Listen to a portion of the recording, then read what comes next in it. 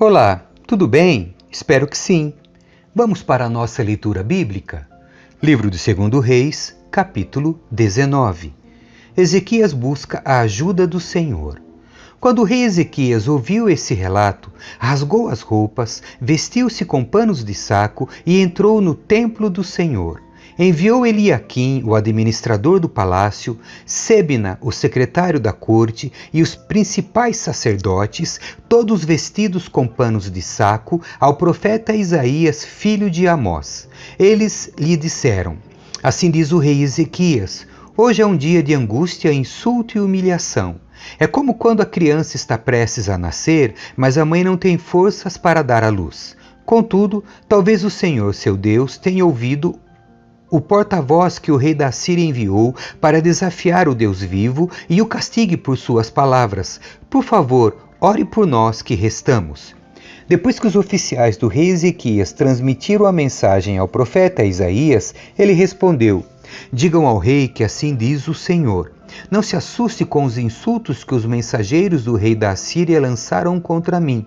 Ouça, eu mesmo agirei contra o rei da Assíria, e ele receberá notícias que o farão voltar para sua terra. Ali eu providenciarei que ele seja morto à espada. Enquanto isso, o porta-voz partiu de Jerusalém e foi consultar o rei da Assíria, pois tinha sido informado de que o rei havia deixado Laques e estava atacando Líbina.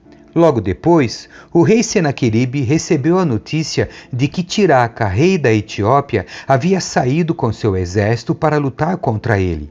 Então enviou seus homens de volta a Ezequias em Jerusalém com a seguinte mensagem: Esta é uma mensagem para Ezequias, rei de Judá. Não deixe que seu Deus, em quem você confia, o engane com promessas de que Jerusalém não será conquistada pelo rei da Assíria.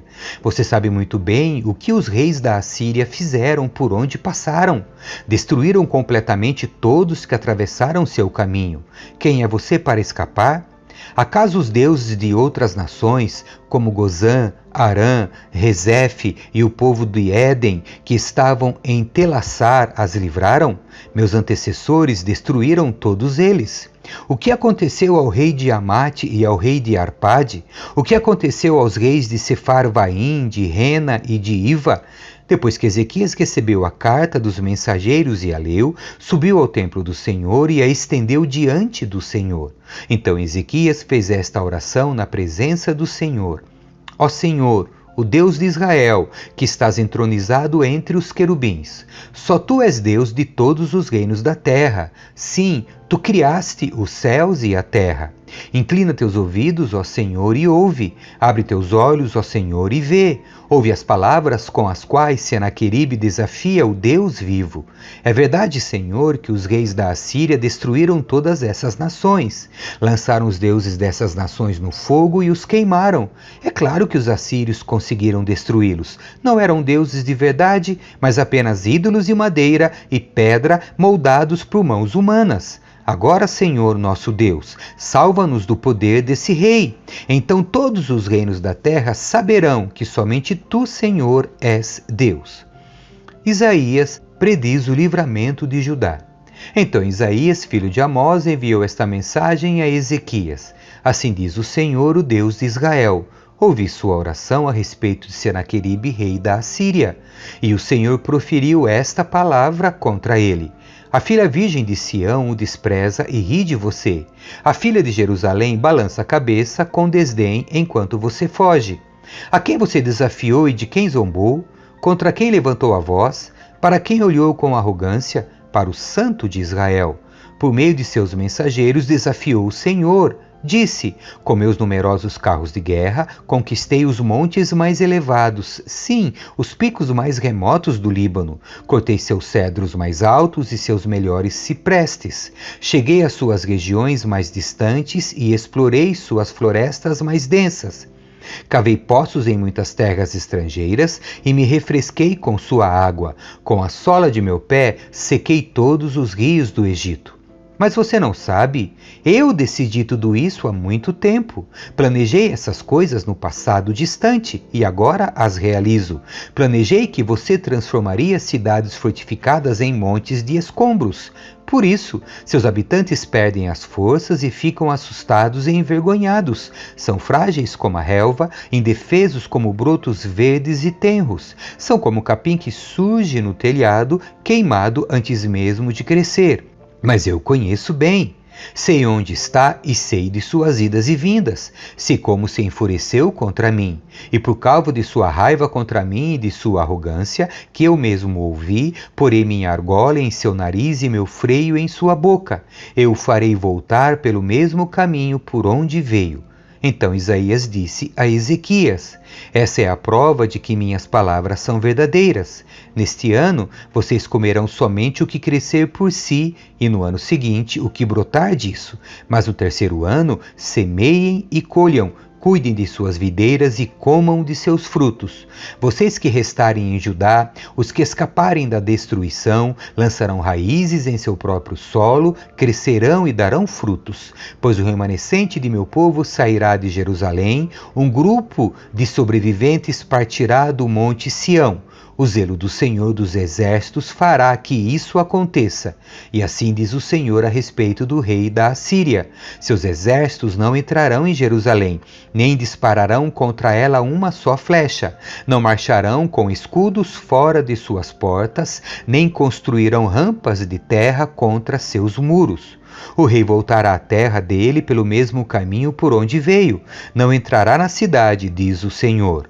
Por minha própria honra e por causa de meu servo Davi, defenderei esta cidade e a libertarei. Naquela noite, o anjo do Senhor foi ao acampamento assírio e matou 185.000 soldados assírios. Quando os sobreviventes acordaram na manhã seguinte, encontraram cadáveres por toda parte. Então Senaqueribe, rei da Assíria, levantou o acampamento e partiu para sua terra. Voltou para Nínive e ali ficou. Certo dia, enquanto ele adorava no templo de seu deus Nisroque, seus filhos Adrameleque e Sarezer o mataram à espada, fugiram para a terra de Ararate, e outro filho, Esar-Adom, se tornou seu sucessor na Assíria. Capítulo 20. A doença e a recuperação de Ezequias. Por esse tempo, Ezequias ficou doente e estava para morrer. O profeta Isaías, filho de Amós, foi visitá-lo e transmitiu-lhe a seguinte mensagem: assim diz o Senhor: põe as suas coisas em ordem, pois você vai morrer, não se recuperará dessa doença. Quando Ezequias ouviu isso, virou o rosto para a parede e orou ao Senhor: ó Senhor, lembra-te de como sempre te servi com fidelidade e devoção, e de como sempre fiz o que é certo aos teus olhos. Depois o rei chorou amargamente. Então, antes que Isaías deixasse o pátio intermediário, recebeu esta mensagem do Senhor: volte a Ezequias, líder de meu povo, e diga-lhe: assim diz o Senhor, o Deus de seu antepassado Davi. Ouvi sua oração e vi suas lágrimas. Vou curá-lo, e daqui a 3 dias você sairá da cama e irá ao templo do Senhor. Acrescentarei 15 anos à sua vida e livrarei você e esta cidade do rei da Assíria. Defenderei esta cidade por causa de minha honra e por causa de meu servo Davi. Então Isaías disse: preparem uma pasta de figos. Os servos de Ezequias fizeram a pasta e a espalharam sobre a ferida, e Ezequias se recuperou. Ezequias tinha perguntado a Isaías: que sinal o Senhor dará como prova de que ele vai me curar e de que irei ao templo do Senhor daqui a 3 dias? Isaías respondeu: este é o sinal do Senhor de que cumprirá o que prometeu. Você prefere que a sombra do relógio de sol avance 10 graus ou recue 10 graus? É natural que a sombra avance, disse Ezequias. Isso seria fácil. Faça-a voltar 10 graus. O profeta Isaías orou ao Senhor e ele fez a sombra recuar 10 graus no relógio de sol de Acás. Mensageiros da Babilônia. Pouco tempo depois, Merodach-Baladã, filho de Baladã, rei da Babilônia, enviou cartas e um presente para Ezequias, pois soube que o rei tinha estado muito doente. Ezequias recebeu os mensageiros babilônicos e lhes mostrou tudo o que havia na casa do tesouro, a prata, o ouro, as especiarias e os óleos aromáticos. Também os levou para conhecer seu arsenal e lhe mostrou tudo o que havia nos tesouros do rei. Não houve nada em seu palácio nem em seu reino que Ezequias não lhes mostrasse. Então o profeta Isaías foi ver o rei Ezequias e lhe perguntou: o que esses homens queriam? De onde vieram? Ezequias respondeu: vieram da Babilônia, uma terra distante. O que viram em seu palácio? Perguntou Isaías. Viram tudo, Ezequias respondeu. Eu lhes mostrei tudo que possuo, todos os meus tesouros. Então Isaías disse a Ezequias: ouça esta mensagem do Senhor. Está chegando o dia em que tudo em seu palácio, todos os tesouros que seus antepassados acumularam até agora, será levado para a Babilônia. Não ficará coisa alguma, diz o Senhor. Até mesmo alguns de seus descendentes serão levados para o exílio. Eles se tornarão eunucos e servirão no palácio do rei da Babilônia. Ezequias disse a Isaías: a mensagem do Senhor que você transmitiu é boa, pois o rei pensava: pelo menos haverá paz e segurança durante minha vida. Os demais acontecimentos do reinado de Ezequias, incluindo a extensão de seu poder e como construiu uma represa e cavou um túnel para abastecer a cidade com água, estão registrados no livro da história dos reis de Judá. Ezequias morreu e se reuniu a seus antepassados, e seu filho Manassés foi seu sucessor. Capítulo 21. Manassés reina em Judá. Manassés tinha 12 anos quando começou a reinar e reinou em Jerusalém por 55 anos. Sua mãe se chamava Efizibá. Manassés fez o que era mal aos olhos do Senhor e seguiu as práticas detestáveis das nações que o Senhor havia expulsado de diante dos israelitas. Reconstruiu os santuários idólatras que seu pai Ezequias havia destruído. Construiu altares para Baal e ergueu um poste de Azerá, como Acabe, rei de Israel, havia feito. Também se curvou diante de todos os astros dos céus e lhes prestou culto. Construiu altares idólatras no templo do Senhor, sobre o qual o Senhor tinha dito: meu nome permanecerá em Jerusalém para sempre. Nos 2 pátios do templo do Senhor, construiu altares para os astros do céu. Manassés também sacrificou seu filho no fogo, praticou feitiçaria e adivinhação e consultou médiuns e praticantes do ocultismo. Fez muitas coisas perversas aos olhos do Senhor e com isso provocou sua ira.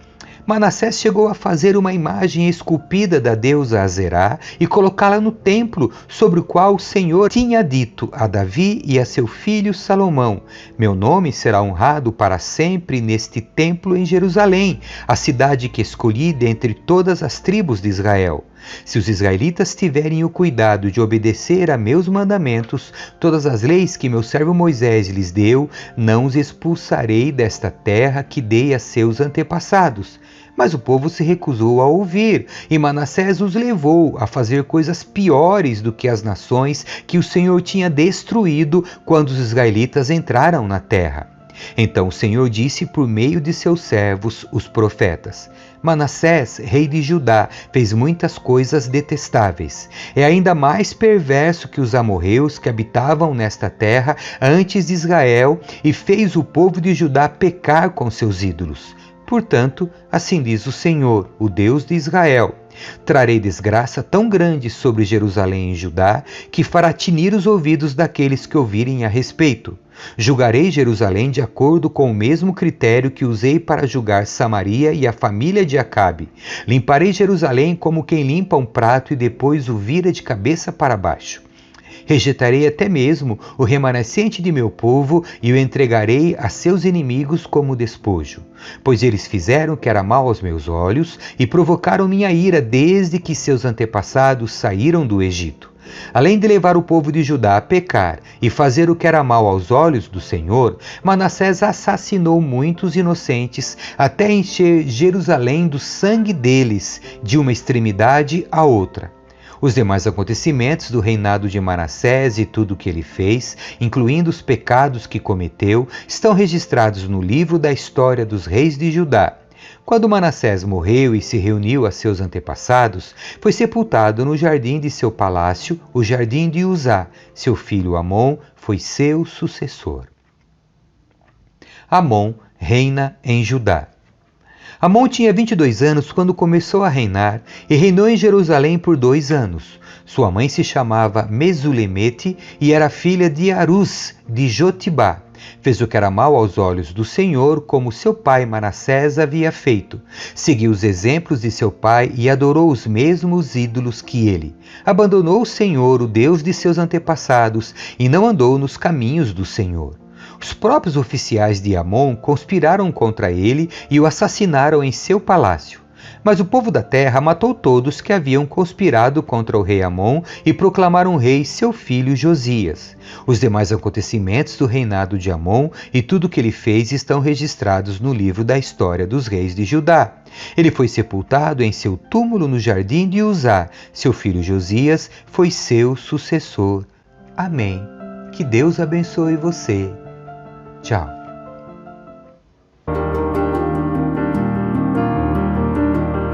Escrevi o primeiro livro, ó Teófilo, relatando todas as coisas que Jesus fez e ensinou.